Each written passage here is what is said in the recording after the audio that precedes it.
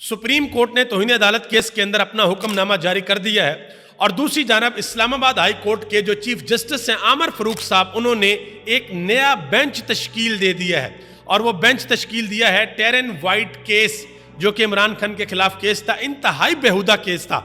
और पहले इसका फैसला आ चुका था 2-1 से कि ये केस काबिल समाअत ही नहीं है। अब फैसला तो उसका जारी नहीं किया गया, लेकिन उस बेंच को तहलील करके एक नया बेंच बना दिया गया है। बड़ी अहम तफसीलात हैं, ये मैं आपके साथ शेयर करने के लिए जा रहा हूँ।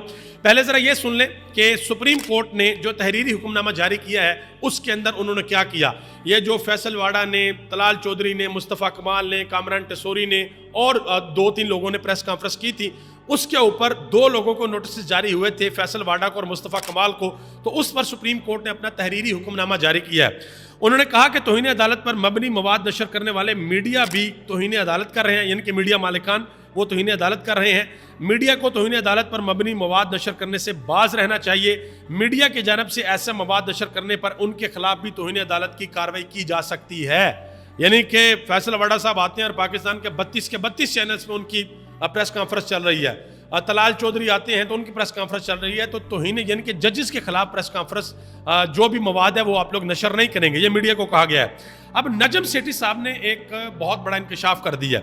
उन्होंने कहा जी ये जो तौहीन अदालत वाला केस है ना, इसमें काजी फैज ईसा इसलिए खुद बेंच के अंदर बैठ गए हैं कि कहीं जस्टिस बाबर सत्तार और जस्टिस अतर मनुल्ला खुद मैदान के अंदर ना आ जाएं, कहीं रेड लाइन क्रॉस ना हो जाए। अगर ऐसा हो जाता तो एस्टेब्लिशमेंट जवाबी वार करती और अपनी ए टीम अदलिया के खिलाफ उतार देती।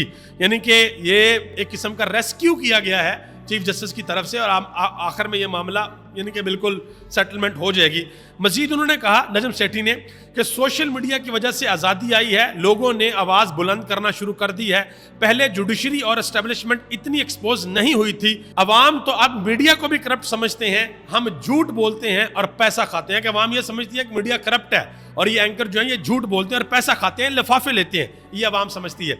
अब आ जाए जी उस केस के ऊपर जो इमरान खान के ऊपर दोबारा चलाया जाएगा, यानी कि उसकी समाअत होगी कि ये चलना कि नहीं चलना। तो केस था टेरन वाइट केस, वो काबिल समाअत है या नहीं, इसके ऊपर हेयरिंग्स हो चुकी हैं और फैसले भी आ चुके हैं। वो मैं आपको बताता हूँ क्या।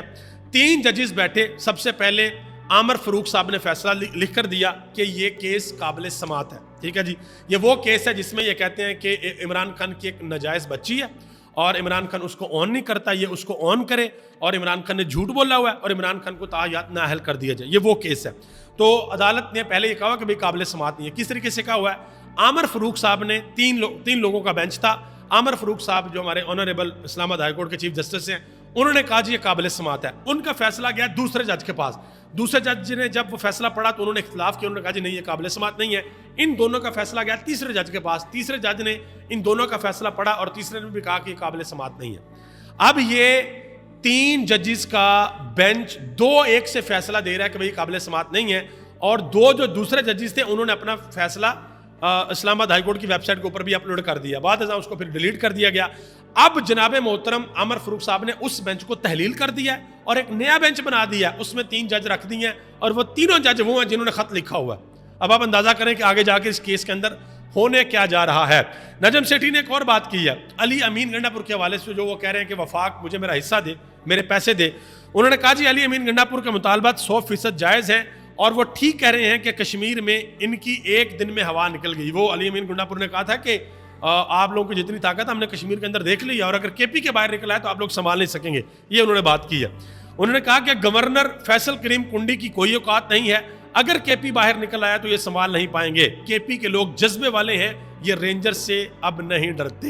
ये उन्होंने बात की है। आप सबका बहुत बहुत शुक्रिया। दुआ किया करें अल्लाह ताला इस मुल्क पर अपना खास फजल और करम फरमाए। आप सबका बहुत बहुत शुक्रिया। पाकिस्तान जिंदाबाद, पाकिस्तान के अवाम और पाकिस्तान के इदारे पाइंदा।